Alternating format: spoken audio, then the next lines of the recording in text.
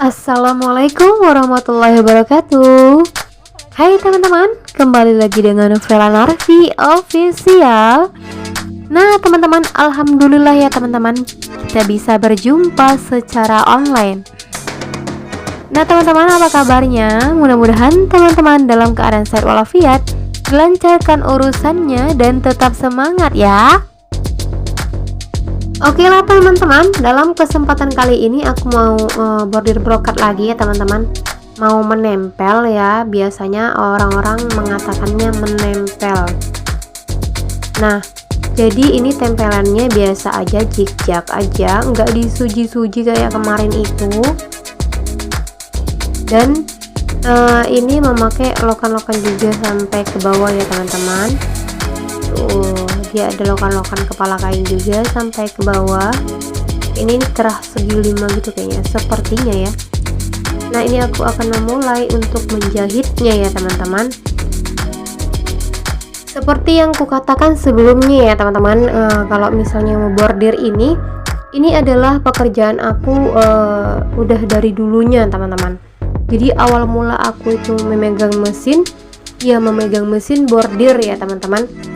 Jadi kalau misalnya ada orderan seperti ini, tukang jahitnya itu udah menyusunnya duluan teman-teman, dan mereka juga sudah mengesumnya ya, mengesum brokat yang udah digunting-gunting, yang udah dicacah-cacah mereka, lalu mereka susun kembali ke bahan dasar yang mau dijahit ya, yang mau mereka jahit. Jadi seperti itu teman-teman. Kalau misalnya aku yang menyusun, aku menggunakan pentul aja teman-teman, lalu aku langsung ngebordirnya, aku langsung menempelnya seperti itu teman-teman. Ada juga sih sebagian orang ya yang menggunakan mesin jahit biasa itu untuk membordir teman-teman, tapi dia tergantung bahannya juga sih. Kalau misalnya bahannya itu mudah mengkerut, efek sampingnya nggak bagus untuk bahannya itu teman-teman. Jadi dia lebih jelek gitu hasilnya, dan nggak bagus. Apalagi kalau misalnya menyusunnya itu di atas tile. Jadi kalau misalnya di atas tile itu kan bakal kelihatan.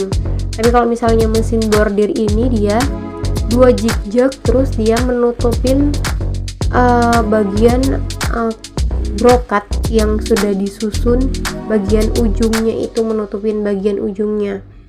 Jadi dia tidak kelihatan menganga atau dia tidak kelihatan berserabut gitu. Jadi kalau misalnya kan brokat ini dicacah, digunting, ada bahan brokat dicacah atau digunting itu yang berserabut dan ada yang tidak berserabut.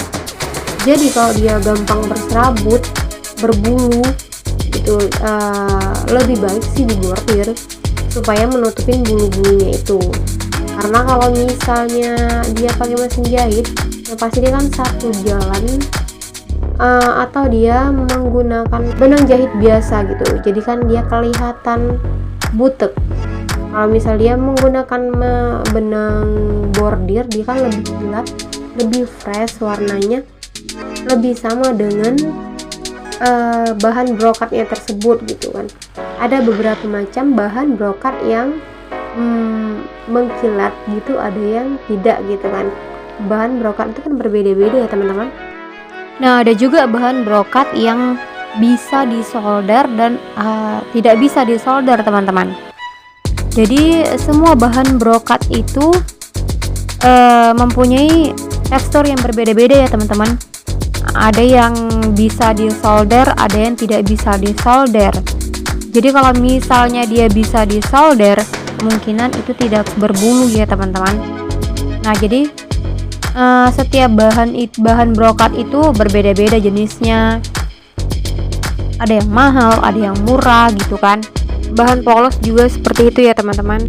Ada yang murah dan ada yang mahal, dan ada kualitas yang tinggi dan ada juga yang mempunyai kualitas yang rendah.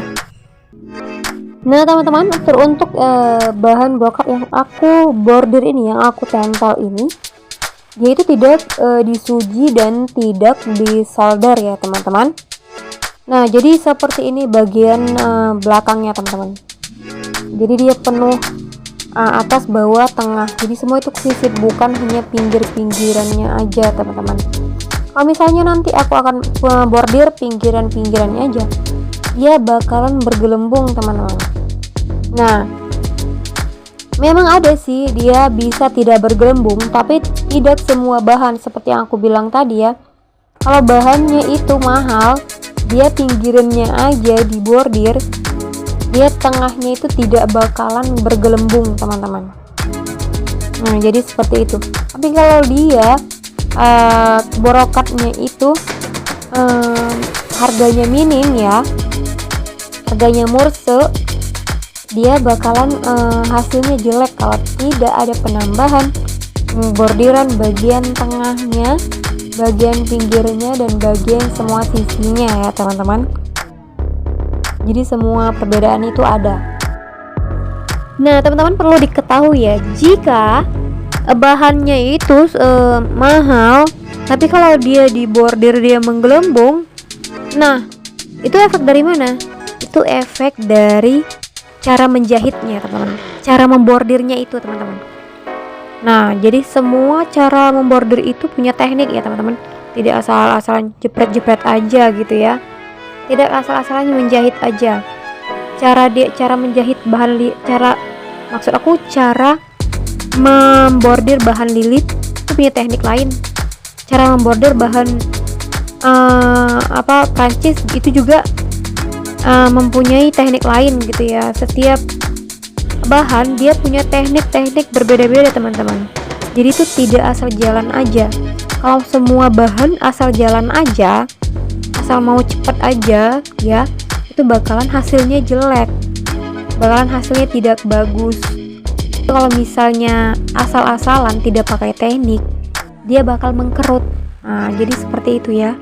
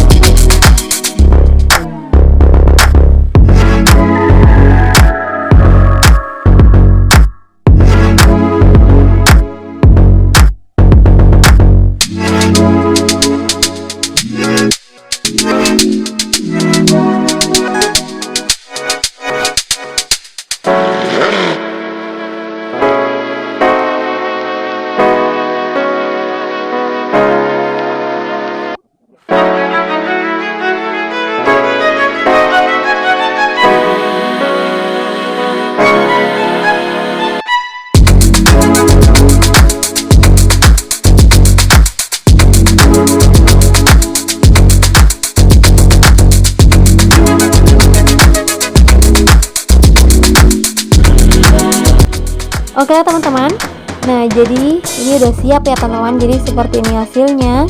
Dan untuk sisa brokat yang ada pada bajunya itu, ada pada bahan, tidak aku buang. Jadi nanti si penjahitnya yang akan buang.